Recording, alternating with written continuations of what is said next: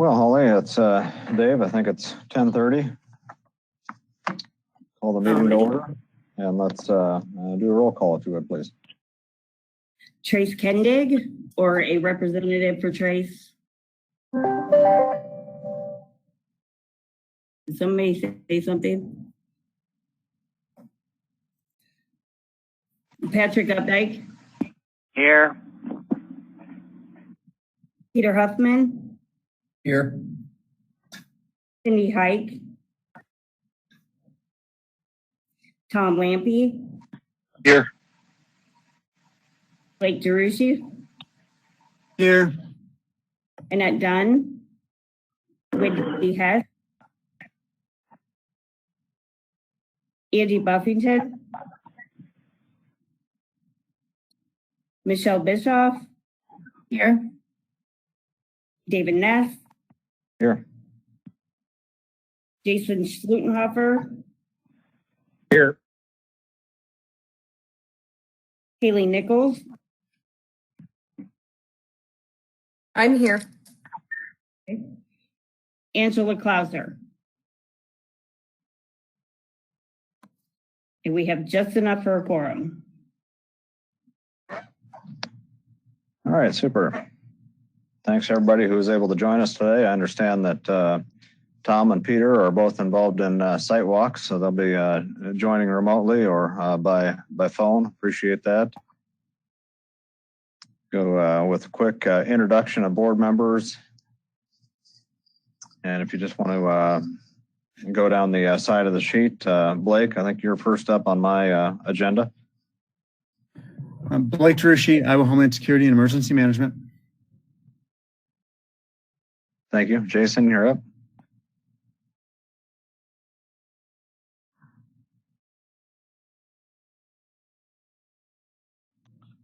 Sheriff Schlutenhofer. Jason, Wright County Sheriff's Office. Can you hear me? Michelle Bischoff. Yes, we can hear you. Okay. Thank you. I'm Michelle Bischoff. I am representing the professional firefighters of Iowa. And yeah, that's all I need. Thanks. Tom Lampy, DPS.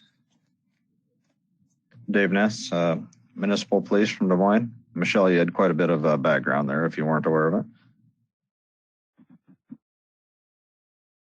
This is Haley Nichols with the Iowa Law Enforcement Academy. Excellent. Welcome, Haley.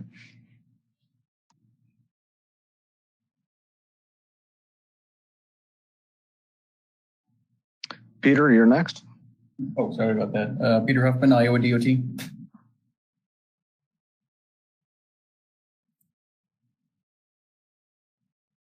And Patrick, I think you were up next.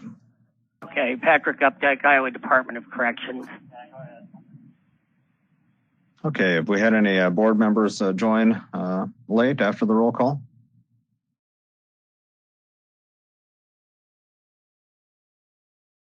Mr. Right. Vice Chair, this is Chris. I believe Cindy Hike has been able to sign in. Yeah, Cindy Hike with the Iowa Department of Public Health is here. Excellent. Thanks for joining us. All right. Made a brief comment earlier. Appreciate everybody joining us today. It's a busy time for all. Some are by mobile only, so they'll be a little limited, but let's get rolling with the agenda. I'll entertain a motion for the meeting minutes from 2011. This is Peter. I move to approve the minutes. Thank you. Bischoff will second. Any discussion? Bischoff the second. Thank you, Michelle. Any further discussion? All in favor? Aye. Aye. Aye. Aye. Aye. Aye. And opposed. All right, Chris, a SWIC report. Thank you, Mr. Vice Chair. Can you hear me okay? Yes. All right, excellent. So we'll start off today with a quick status board update. For those of you that are using this on a daily basis, you may have noticed that we had an unexpected outage earlier this week. That was caused by an issue with our SSL certificate for the website.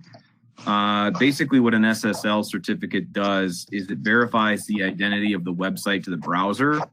And if there's an issue with that certificate, it makes the browsers basically throw up a red flag and say to the user, are you sure this is the website you think it is? Because I can't verify its identity.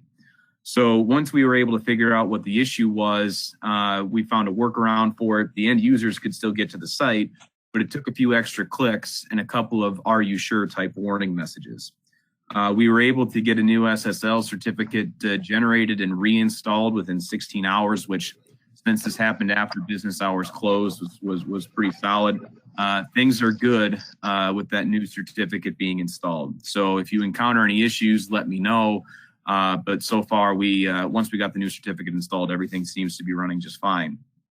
We also were able to complete the update to the interoperability tabs. If you remember, we had some user feedback requesting that we change the names of those tabs so they're clustered together alphabetically for the interops. So those new tabs that start with IOP for interop are now built into the status board. The interoperable talk groups have been moved over to those, and those new tabs have been assigned to end user agencies. If you have a status board account and you've noticed that maybe those tabs don't show up the way they need to, let me know and we'll fix it for you. Usually it's just a couple of mouse clicks. Moving on to some updates from the standards side of things from TIA and TR8 and the P25 steering committee.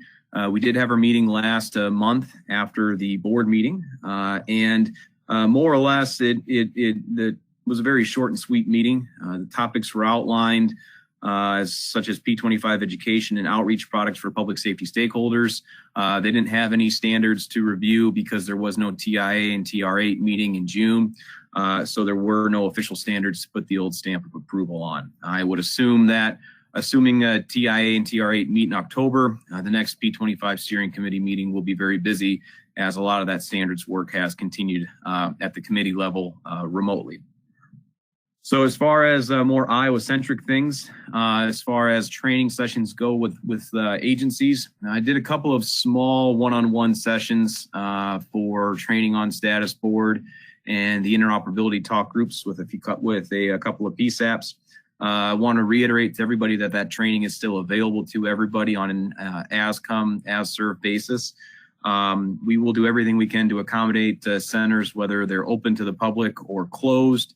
We can do in-person and virtual. I've also been working on the TAs that we had to postpone due to COVID quite a bit. We've made some progress on that I'll cover in the training committee report later on. So that's my report, Mr. Vice Chair. I will go ahead and take any questions.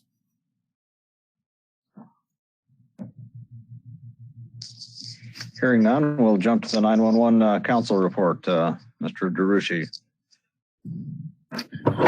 All right, thank you. Excited to announce that we did finally make the first PSAP conversions over to the merged network. That is migrating the legacy landline 911 traffic onto the next generation network. The next generation network is the way that wireless 911 calls have been received for a number of years now. And it's been a 2 or 3 year effort to get to the point where we are, where we're actually converting PSAPs and sharing that next generation technology. So Marshalltown and Iowa Falls have been converted, and Hamilton County is scheduled for later today. We're hoping to get into a rhythm where we can turn up 4 to 6 PSAPs in a week, of course, building up to that, where we're a little bit more rehearsed and polished from where we're starting at so far. But those turnups have gone smoothly. So happy to report that a lot of work has finally come to fruition on that. Don't know if I'm stealing anyone's thunder on this, but worked with Swick Mayors as well as Jim Lundstedt to produce a poster for PSAPs for ransomware and cybersecurity, kind of a best practices as well as a quick reference guide for phone numbers and important contacts in case a PSAP should experience a ransomware attack or cyber attack. We will be getting those printed out to a PSAP as well as sent out electronically. that really concludes my report, unless there's any questions. Two exciting developments. Thank you for sharing those. Thank you. I don't believe I heard Chair Buffington. Is there somebody that can speak to the user group committee? Yeah, Mr. Vice Chair, I can kind of cover that in Chair or Andy's absence. User group committee met last month, the week after the board meeting as normal. They went through 6 applications. I moved the agenda so you could see them here.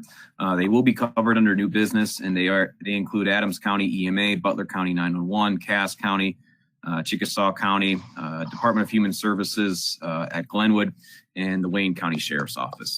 I got some RIC reports as well.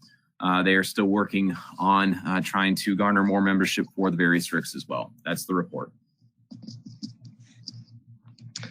Thank you. Any questions of the user group committee? If not, you can roll into finance, Chris. All right, thank you.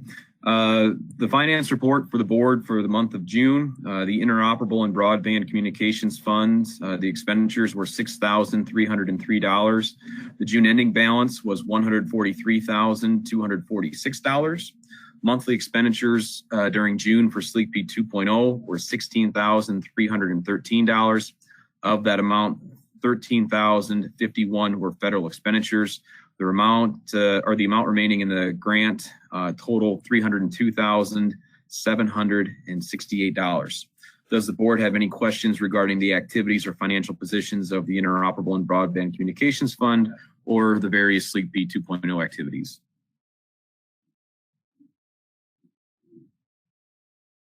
Okay. Hearing none, we'll move on to governance with Chair Huffman. Good morning. We met on Monday the 6th. We talked a lot about the deployable standard and the responses to that. We had a long discussion about how the FirstNet Authority responded to that and how some of those changes were going to be incorporated in. We also decided that since there were some comments from carriers about not having enough time or opportunity to comment, that we'd like for the deployable standard to be opened back up for public comment for, Chris, was that 60 days we agreed on? I don't know if we ever decided on a certain timeline. I think the one thing we looked at was our distribution methodologies. And I don't remember if we settled on a defined timeline or not, 30 or 60 days. But we know who interested parties are that said that they did not have enough time to comment last time. So we know to send it directly to them for sure this next round. Okay. Yeah, I think with the newer communication, 30 days might be enough, but I don't recall having actually settled on it like you mentioned. The other thing we talked about was whether or not the standards for system changes and communication of system changes were sufficient or described well enough.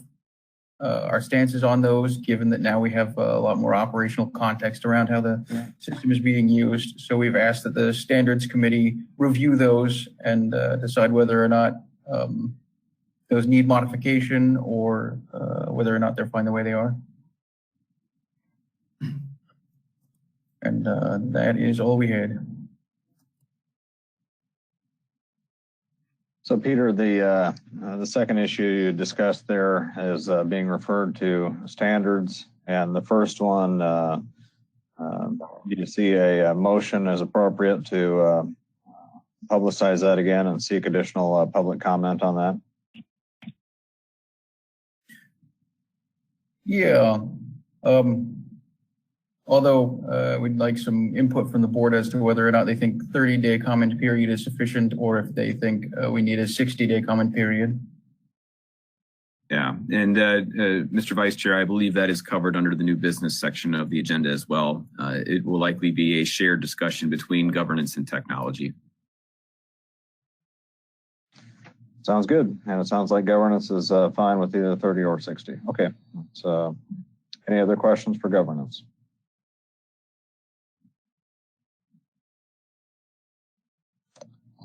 Thank you, Chair Huffman.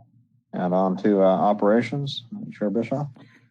Yes, we met and discussed the sub-regional policy, the air-to-ground policy, and also participated in the joint committee on July 1st for the review of sub-regional talk groups. Any questions for me? Just in case people haven't seen it, the sub-regional talk groups is a significant issue, and it's on the agenda later under old business. So perhaps you'll share a few more details at that stage. Yes, I have a full report that I'll share at that time. Excellent. Any other questions? All right, Swick Myers with Outreach Committee and Training. Yes, thank you, Mr. Vice Chair. And Holly, I'll have to ask you for some assistance on specific dates. Outreach has been active. We have been working with local agencies to try to get the last two of our regional ISICS and FirstNet outreach sessions lined up for Region 3 and Region 1. I believe that Region 3 is at the end of July. Holly, is that, do you remember what that date is? I know it's in Ida Grove. It's July 29th in Ida Grove. Perfect. And then we have some tentative dates for RIC 1, which would be in August. And I don't remember if we've locked down a date for that yet at this point. Holly, do we have a specific date for that at this point? No, we do not. I'm waiting to, I emailed Rob last week and I'm waiting to hear back from him. And then also, I'm still waiting to hear about the Charles City training as well. Perfect. So as we get those sessions scheduled, there will be announcements put out on the Isicsb Board's website, and they'll also go in the new newsletter as well. So once we're done with those last two regional training and outreach sessions for ISICS and FirstNet, we will likely do a second round of regional training geared around status board and possibly some other updates on what the board is working on for local stakeholders. We're still working on one-on-one sessions as well, and I believe some of that will be outlined in the next newsletter that goes out here within the next few days. So that's the report from the Outreach Committee. I will go ahead and take some questions on that.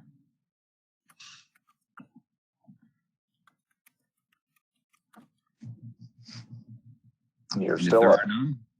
I can roll right into training. So if you remember last month, we had been continually working with Jim Lundstedt and ICTAP to try to get some of our TA requests that we were approved for fiscal year 2020 off the ground following postponement. I am happy to report that the planning for alternate PSAP facilities TA was held on June 25th. At any one given time during that webinar, we always had between 30 and 40 individuals on, so that was good. We reached a lot of people, and the feedback overall was very positive on the session itself. We had several comments requesting that we actually do the full-fledged continuing operations training session at some point in the future. One comment from one member said that this type of training has been long overdue in Iowa, and they were glad to see at least a very high level outline of it, so that was good. We are working on trying to add some efficiencies to how we do webinars for training sessions like this to help keep users engaged. That's always an issue with any webinar. One other training session that we've been able to get off the ground, we have posted for sign up our encryption planning and usage for administrators. That is currently scheduled for July 30th, starting at 0900 and going through 10:30 Central Time. This is for communications administrators and decision makers, and it's designed to help them get an understanding of encryption so that they can make intelligent decisions for their agencies.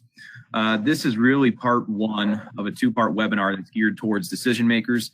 And then the second one would be geared more towards the technicians that would actually be keying radios and doing technical things with things like KMFs and overall radio fleets. So the administrative one is set for July 30th. The technical one will be in mid to late August.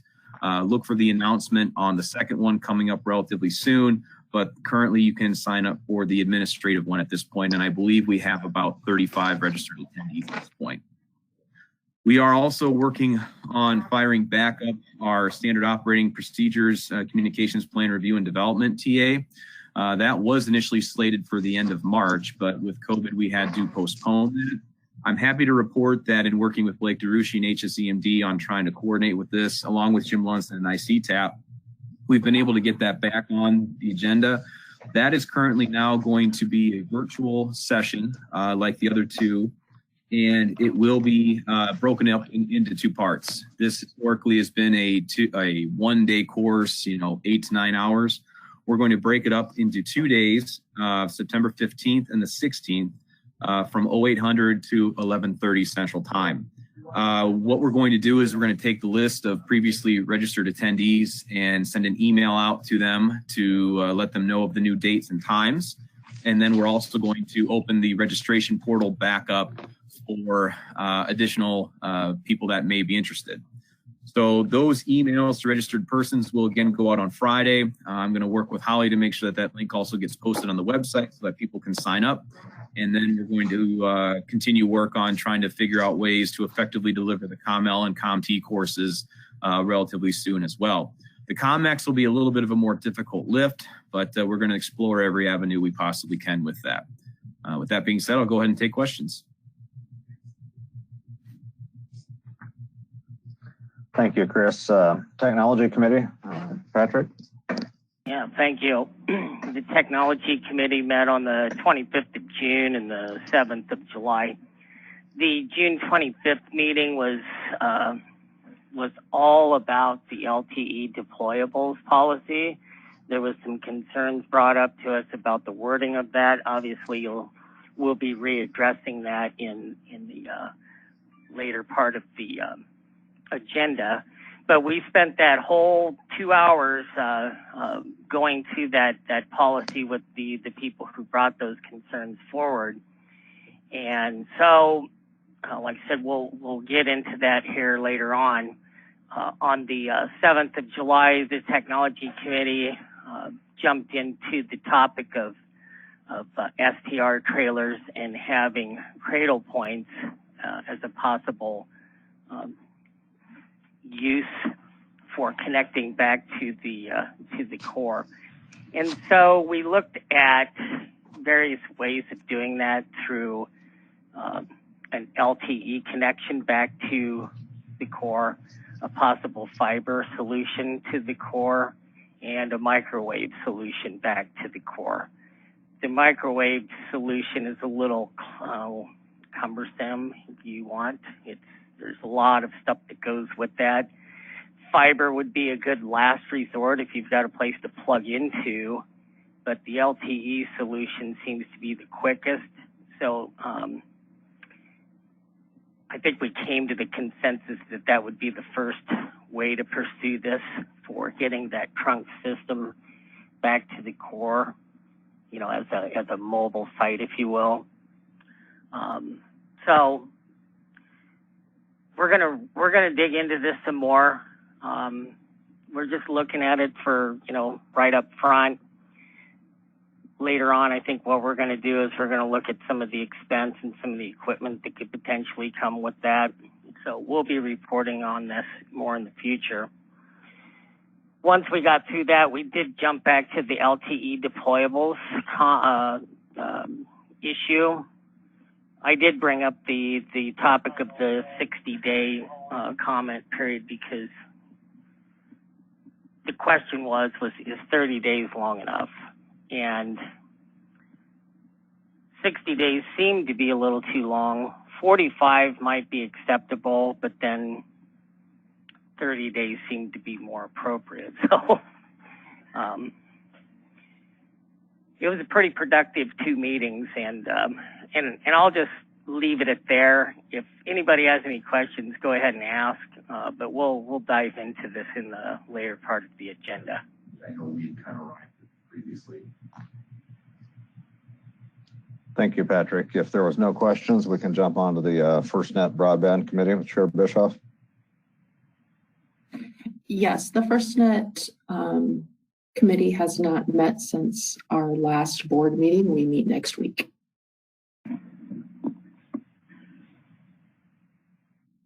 Thank you. LEA Committee, Chair Stufflebeam. Yes, I'm here. We met on June 16th, And we continue to work very closely with the operations committee to make sure that we're working hand in hand, exchanging information back and forth. We're also keeping very close eye on the non-co-located sites that have new towers built. We are gathering the utilization information from those tower sites because we are getting ready to disconnect the telephone company circuits. So when that goes, we want to just make sure that all the law enforcement agencies that have been using those LEA channels are off of it. And right now, from the utilization reports that we're getting, it does appear that those numbers are going down considerably. So I'm really happy to see that. The other thing that we went over was the training, and like Swickmeyer said, they're going forward with training in a couple different regions right now. As far as testing, all but 3 PSAPs have answered test calls. And the last thing is we continue to keep an eye on the dispatch announcements that are being made so that everybody can be aware that the LEA channel will be going away this fall. Are there any questions? Thank you. Thank you. Well, this is slightly more challenging in the virtual status, but is there information sharing from board members? Anything that we'd like to get out that is not later on the agenda? Mr. Vice Chair, this is Chris, if I may. You bet. I wanted to let the board know it's fairly obvious that we have some vacancies at this point. I have been in touch with the governor's office on approval of board applications. A lot of those processes had to be put on hold due to the addressing of the COVID-19 pandemic. They are turning those processes back on. So I would assume that at some point soon we will have some of those applications to the board go through the full vetting process and have some new members on the board here to replace some of the members that had to either step aside recently or have opted not to renew their membership due to work commitments. So those processes are coming back online now, and I will update the board with any appropriate updates next month. Excellent. Any additional board member comments or concerns at this stage in the agenda?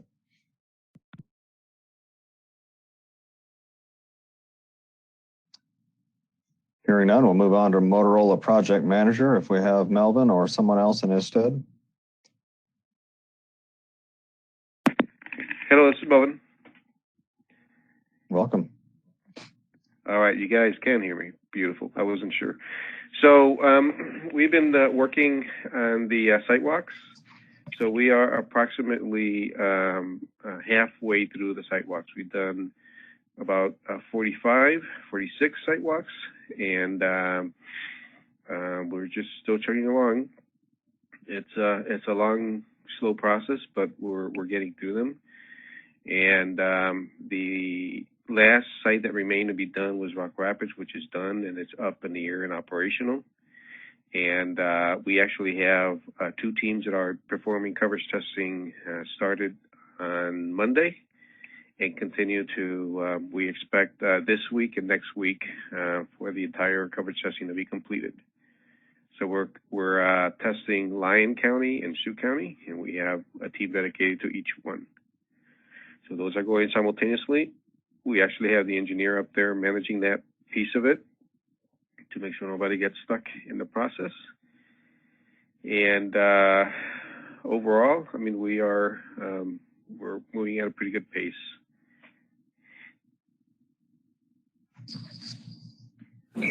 Excellent report. Any questions for Melvin?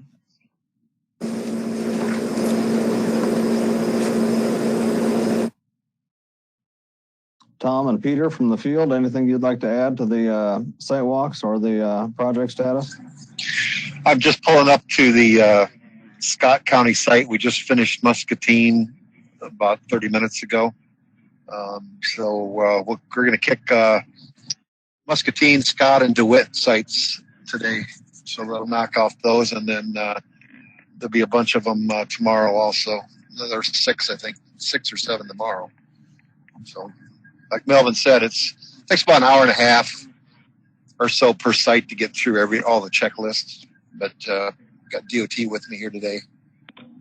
Doug Knowles helping me on these 3. So like I said, we're just pulling up to the new tower at the rest area in I-80 in Scott County. So. Excellent, thank you. We'll jump ahead to the FirstNet AT&T update.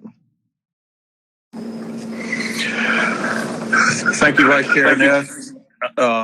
So we didn't add any new towers in June, but we have added some small cell nodes in the Des Moines area. We've got a total of 9 of those that have been added this year in the Des Moines area. And the engineers have been doing capacity enhancements on towers located across the whole state of Iowa. The biggest news that I've got is I should be able to officially announce tomorrow, it is being tested as we speak on this call, that the FirstNet SIM will be live on our partner roaming. So I will hopefully be able to make an official announcement tomorrow, but again, it is being tested right now by engineers as we speak.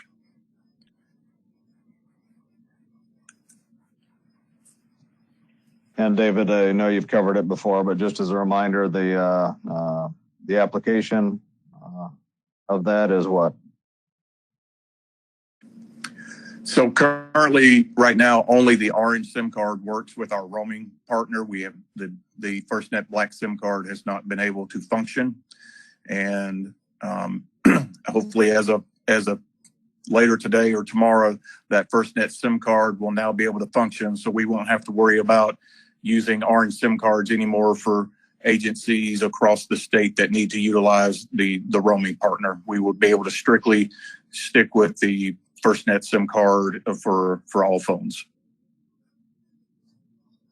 Excellent. Any additional questions for David? Appreciate you being here. Jim Lundstead's up. Good morning, Vice Chair Ness. Nothing significant to report from CISA today. All right, thank you for joining us. Swift Myers? Yeah, standards, we had an issue with trying to get enough people on the line for the standards working group meeting, so we did not have one.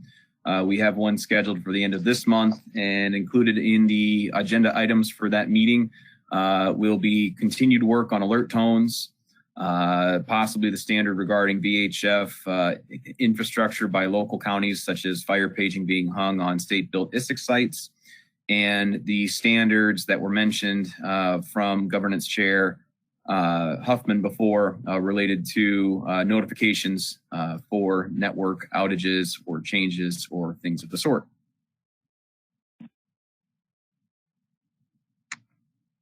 Thank you. You want to jump into control stations and shared system study group? Absolutely. I'll start off with the control station update. I am very happy to report some new information from Connie. We have one PSAP that has yet to successfully complete a test call on Isicsb in the state. The plan at this point is to work with that PSAP one-on-one to try to get it up and running for them. The expectation is that since it's a part of a larger project that they have going on within their comm center, that it will be online relatively soon. So that's very good news. Of the 100 plus control stations we bought, we only have one PSAP left to successfully complete the test call. And then if you recall, we also had some control stations for the Regent schools as well. You and I already had a core connected dispatch console, so they were good to go. U of I has their consulate integrated into their network as well, and they're using it. And the last Regent school that people often neglect to keep in mind is the Iowa School for the Deaf. we're going to get that control station reprogrammed for them and get that out the door relatively soon as well. But all in all, only one PSAP is left in the state that has yet to complete that test.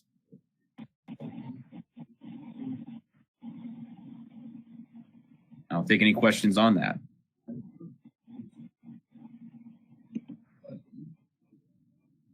And if there are none, I'll go right into the Shared System Study Group.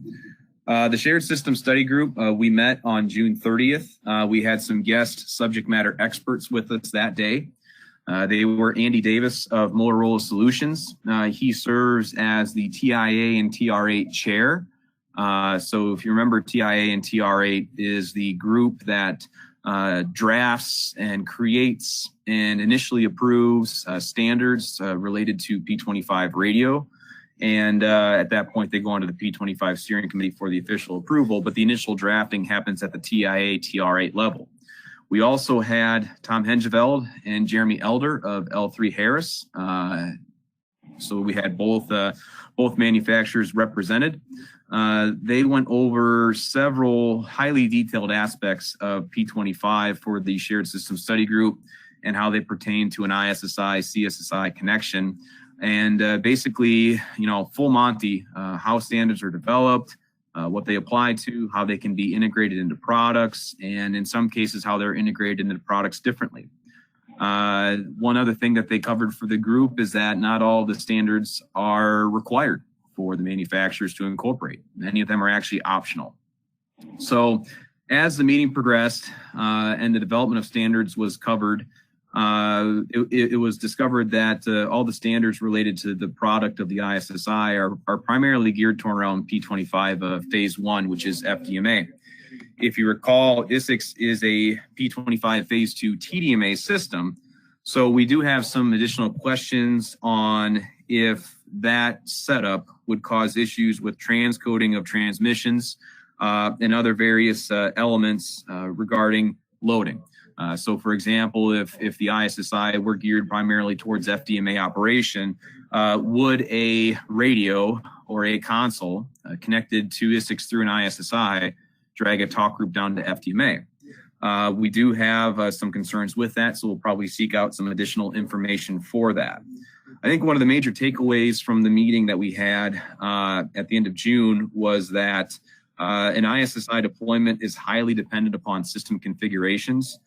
We had that mentioned to us numerous times by the subject matter experts from both Motorola and Harris.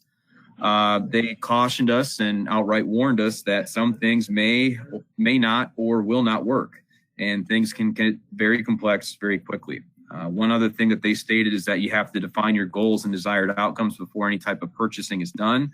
And in some cases, with respect to conventional users, and in actually most cases, there may be quicker ways to help agencies achieve interoperability with each other that benefit them for a lot lower cost. So given all that, the group also decided that it's time to start focusing on the end work product.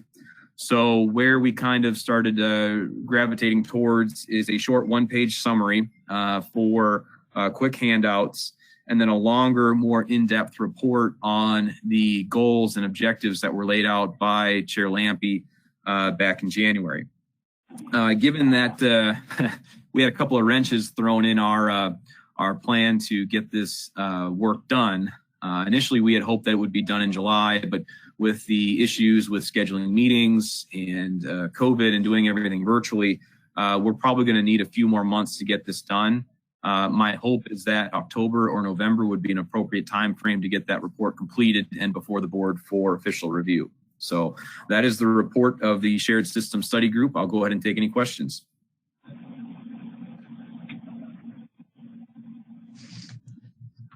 I think Tom had to jump off on that site walk, but on his behalf and the full board, I think you can say that this has been a long-standing issue of considerable interest. So from my perspective, I'm far more interested in a digestible and also a thorough report rather than having it artificially squeezed by a time frame that November for something thorough that meets everybody's needs and expectations is definitely the preference I would have, rather than rushing it to get it done in July or August. All right. Thank you, Mr. Vice Chair. All right.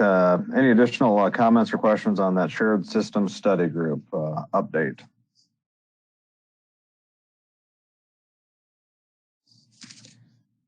Hearing none, we'll jump to item number 19 under old business, sub-regional talk groups. And I believe Chair Bischoff from operations is going to lead this discussion. Thank you, Vice Chair. On July 1st, there was a joint meeting between the User Group Committee, the Governance Committee, Technology and Operations Committee, as well as the Des Moines Metro team. During this meeting, we reviewed the policy and the form, and the policy and the form had some minor adjustments made to them.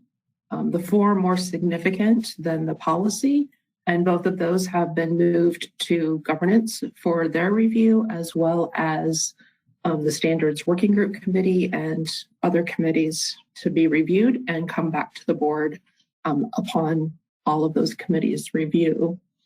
In regards to the pilot and if you'll remember, we're doing it side by side, that we have a real world proposal alongside of this policy development. So once we got through the policy and the form, we moved into the Metro Des Moines request. That request was reviewed as we had amended the policy. It was thoroughly reviewed and discussed, and the outcome of that discussion was to move forward with the Des Moines request as discussed. There was one significant change to the request, and that was to add the Story and Woodward simulcast cell, as well as the Jasper Isicsb site for improved coverage in Northern Polk County. And that is how the loading study was done. That came back okay, so long as the primary users were TDMA. We have checked with all of the 3 PSAPs involved, and by the time that this is put on radios and is live, they will be TDMA. That will occur for all of the users sometime in the fall. The next steps are for the Metro team to get with the sysadmins to identify the talk group IDs so that they can proceed with programming and all that goes with that, and training as necessary.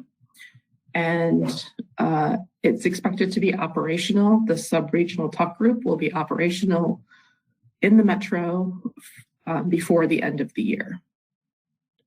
What questions do we have regarding the sub-regional talk groups and the pilot?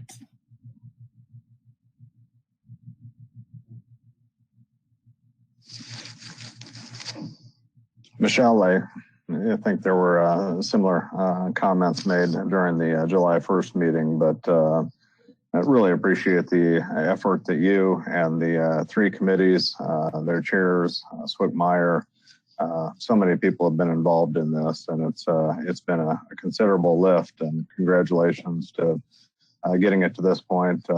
Just for people that may be new to the topic, the 3 PSAPs in the Metro, Polk County, Westcom, and Des Moines came forward with this request. Also involved was DPS heavily, and it's very exciting to see things developing in this way with thoughtful consideration from each of these different committees.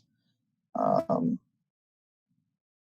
guess that would be my summation, just saying thanks for the good work, and look forward to your continued updates moving forward. Thank you, Vice Chair. Yes, this has definitely been a team effort, and everyone has contributed to ensure that we have the best product going forward. Thank you. All right, under item number 20, new business. I believe Swickmeyer, would you be handling the Isicsb user approval? Yes, Mr. Vice Chair, I can come in and pinch it for Mr. Buffington. New Isicsb user approvals. The user group committee met and reviewed applications from Adams County EMA. If you may recall, they're already a level 3 user. They are adding talk groups for paging. Their primary VHF paging system took a lightning strike recently, and they are looking at using Isicsb for paging using trunk pagers. So they're adding a few talk groups to handle that. The loading study for that came back just fine for Motorola. Butler County 911 is applying for level 2 access. They're applying for some talk groups and various radios within that agency. One of them would be a statewide roam for their transports. Cass County is applying for level 3 access. They're installing dispatch consoles connected to the Isicsb core and also adding some radios and talk groups. Chickasaw County 911 is applying as a level 4 user. They are adding a few sites up in Chickasaw County and integrating dispatch consoles along with new radios, and they've got a very well-developed fleet map of talk groups for their agencies. Iowa Department of Human Services is signing up as level 1 interoperability. This would be the Glenwood Resource Center. That would be for a handful of radios. And then the Wayne County Sheriff's Office is signing up for level 2. They're looking for some operational talk groups, including a transport, and I believe what would be a backup dispatch talk group for their law enforcement operations. As the SWIC, I'm a non-voting member, and I cannot make a motion to approve these user applications. So I suppose we can open the floor up to a first and a second for approval. Bischoff will move. This is Peter. I'll second that. All right, the first two I heard were Michelle and Peter Huffman. Any further discussion? All right, I'll call the question. All in favor? Aye. Aye. Aye. Aye. And any opposed? Motion carries. Move to reopen LTE deployables. Chair Updike, were you going to lead this? Well, I can sure start it off. Once again, we did meet with the people who had some concerns over this. We had Chris set up a meeting over the computer there so that we could all see some of the changes. Chris, I don't know, do you want to address some of those changes that were made? Yeah. So as we met, we opened it up. We had a go-to meeting just like this so everybody could see the document, and the concerned users were able to submit their comments, and we were able to write them down on the document, and they were able to see them so they would have assurances that their feedback was actually taken down the way they wanted to see it. So basically, we have their comments, we have their suggested edits taken down on paper. And essentially, that was the second question I had fielded regarding that policy. So what comes to mind here is that given these additional comments from stakeholders that are going to be operating fairly routinely in and around Iowa, it may be beneficial for the group and the board to open this document back up for edits and additional comment. And the reason for that is that it seems like our methodology for getting this policy out to interested stakeholders was perhaps not enough. And I will gladly take the heat for that, as I'm the one that sent the emails out to various entities. You may recall that we did send it out to the carriers that have a very prominent footprint in Iowa, but we apparently did not catch everybody. So given that, and given the suggested edits and comments from some interested stakeholders, both governance and technology discussed the merits of opening the policy back up for edits and comment. And Chair Huffman and Chair Updike, I do not believe that anybody objected to doing so. No, and one of the concerns that came up was this 30-day comment period. Is it enough? I mean, do we need to consider 60 days when we're doing this, you know, routinely, or just in this case?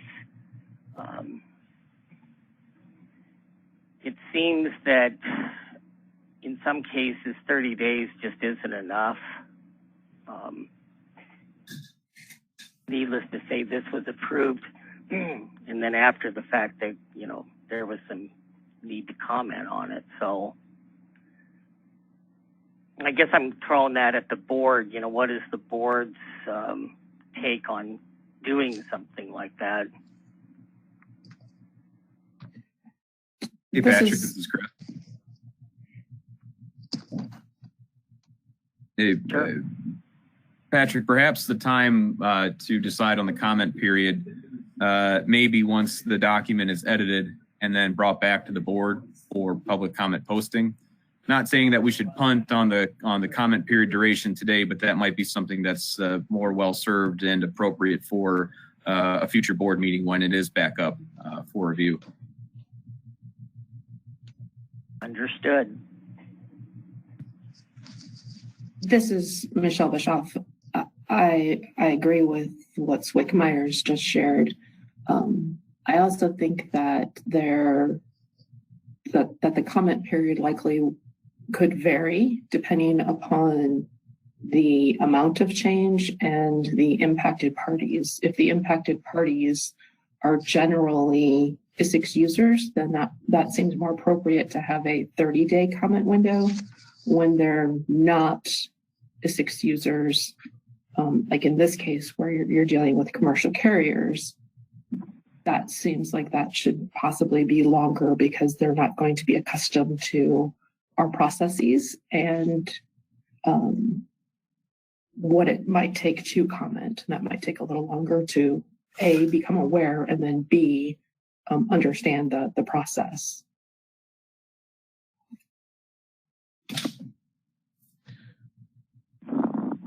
I agree, Michelle, and I think that this is Dave.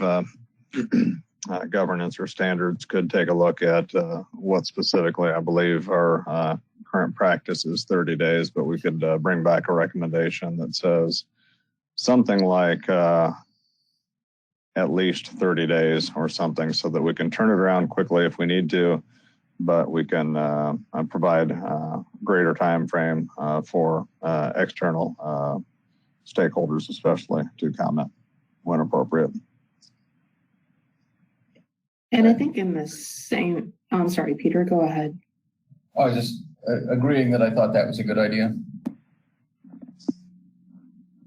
I guess the only thing that I would add to this conversation is, do we have a policy on how policies are to be set? Do we have a documented process of this is how policies and standards are vetted and approved for Isicsb? Michelle, this is Chris. I believe there is a process out there somewhere. I will have to dig through some old files to find it, but I can work on finding that for you for the next meeting, time allowing, of course. The general practice in the past, as you're aware, has been to have it originate within a committee or an ad hoc working group, and then progress up from there to the actual committee levels and be passed among the committees for each working purview of that committee, and then to governance before it goes up to the board for approval. That process, I'm sure, is documented somewhere, and I will do what I can to look through any charters or board rules or administrative rules that outline that for you. That would be appreciated. I have looked for such documents and I've been unable to find them, and I just think this is very germane to where this type of comment period where it would live. So just so we can memorialize the process. Thank you. And my expectation is that those are probably in paper and non-digital files, probably dating back to 2008 when the board was defined by code and the administrative rules were drafted.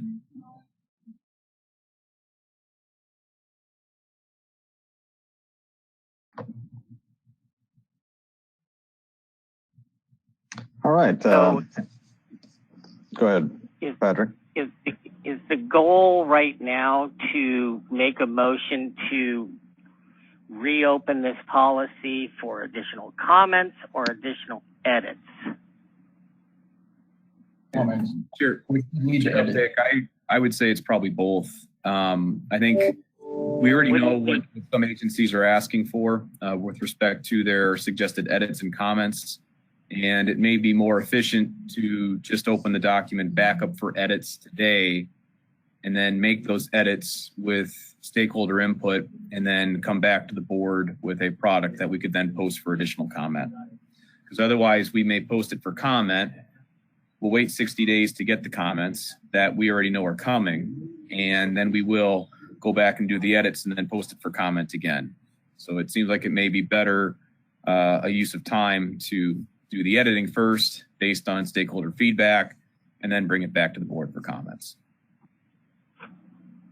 Okay. So I guess with your permission, I'm going to make a motion to reopen the LTE deployable policy for additional edits.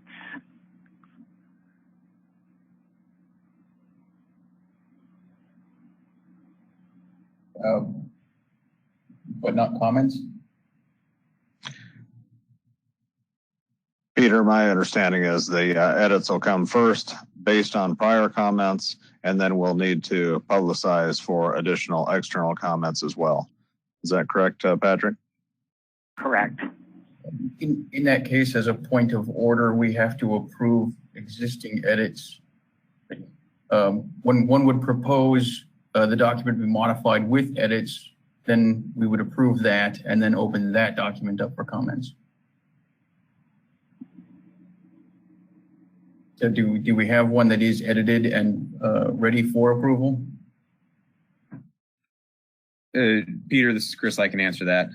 We do not have an officially edited document. We have suggested edits from the interested stakeholders, and we can work on incorporating those suggested edits into the document that would then be before the board for posting of public comment and then possible approval thereafter. So long story short, we know what the interested stakeholders are asking for with respect to revisions and edits, and we can take those and during committee meetings rope those into the document and go from there.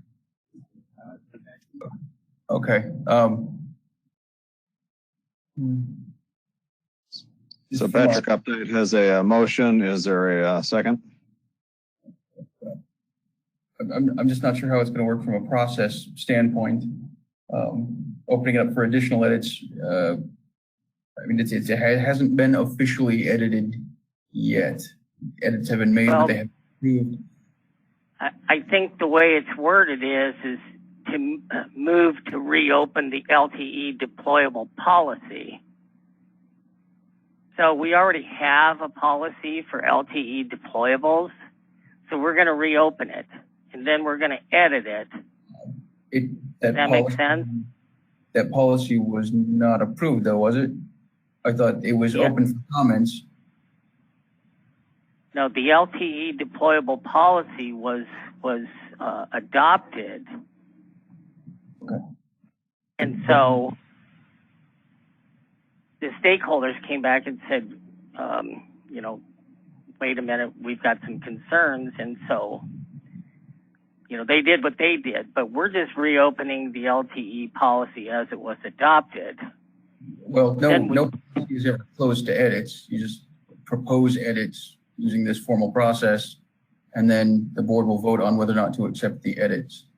So at any time, you can propose an edit to any existing policy. Where we were moving with it was we wanted more input from stakeholders on what edits to make. And that was the purpose of putting it up for public comment again, so that the other carriers would have an opportunity to propose the edits while we were making the edits, preparing it for getting those edits approved. So from that standpoint, if we want to have people comment on the edits that have happened so far, that's what we need to open up to public comment, like a proposed edit to the policy.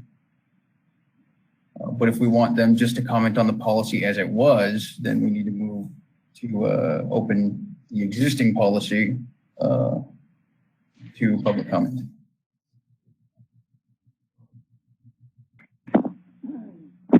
Yeah, I can see both ways.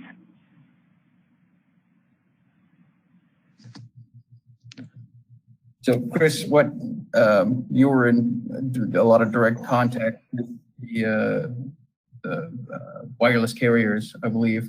You get the impression that it would be better at this point to open up for public comment as the proposed edits or the original document, or both? Well,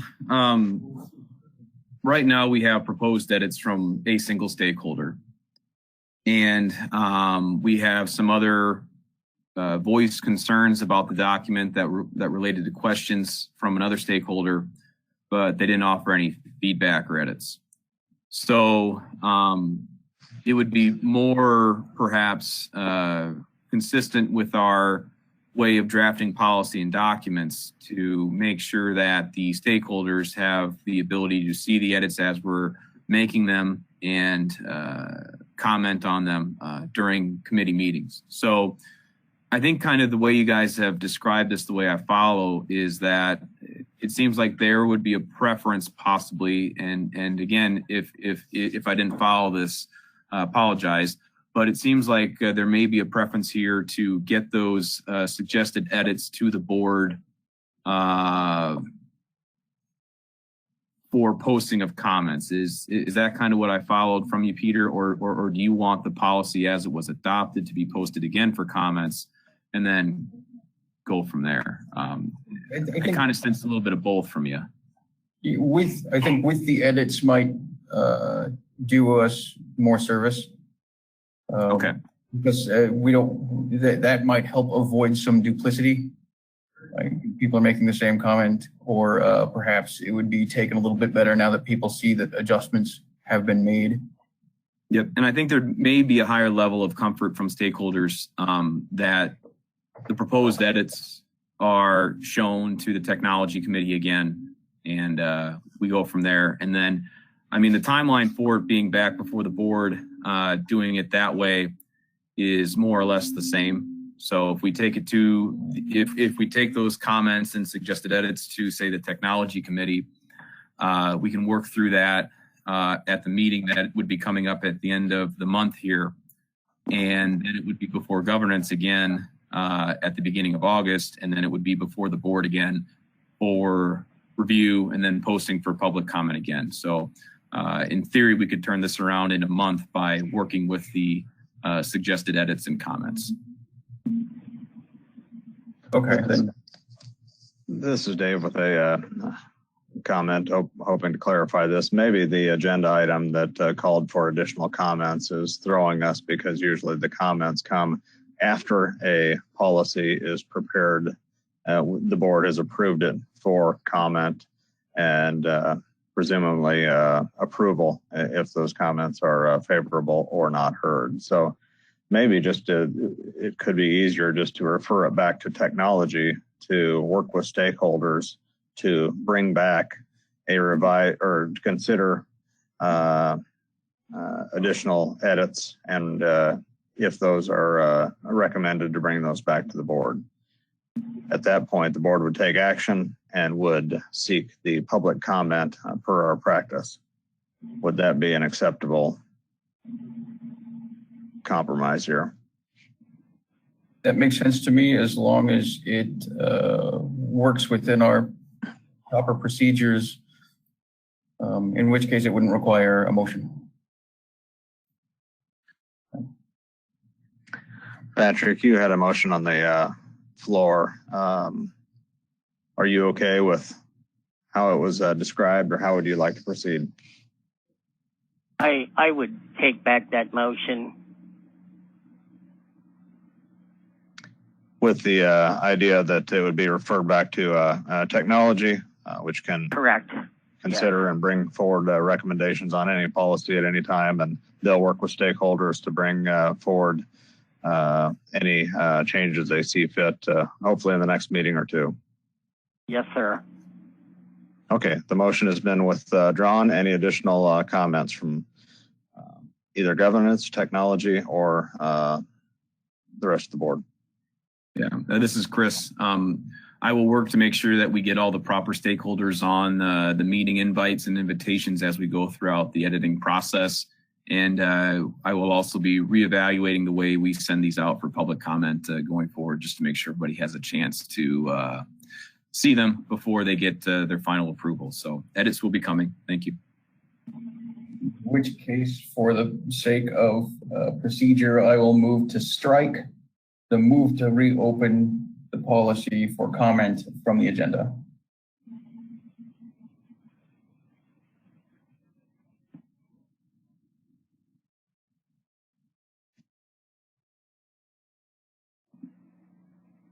Not sure it's necessary, but if there's a second, we'll vote on it. Cindy Heichel, second. Thank you. Further discussion? Roll call, please. Is it procedurally necessary? I would think that we can just reflect it in the notes that it was discussed, and the was referred back to technology. I think if we strike it from the agenda, then the minutes get really messy. Okay, that's as long as it's not procedurally necessary, that's fine. It's a question. I'm not. Robert's rules are not my expertise. Yeah, I don't think it's I just really think the necessary. minutes get messy. The phrasing, I think, is throwing me off, because on the agenda it says there is a move to reopen, but a move has to be made by a member, not by the agenda. So I see your point. So do I sense, Chair Huffman, that there may be a withdrawal of your motion, and we can just reflect this in the minutes that it was referred back to technology? I will withdraw that motion. Cindy, you okay with that?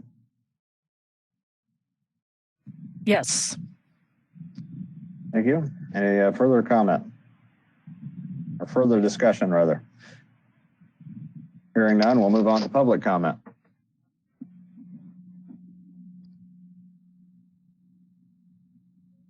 Appreciate everybody joining us today and sticking with us to the end. Entertain a motion to adjourn. So move, Schlutenhofer. Thank you, Second. Jason. You're in the minutes. Second was who? Huffman. Thank you. All in favor? Bye. And opposed? Thank you. Thank you. Thank you, everybody. Appreciate your time.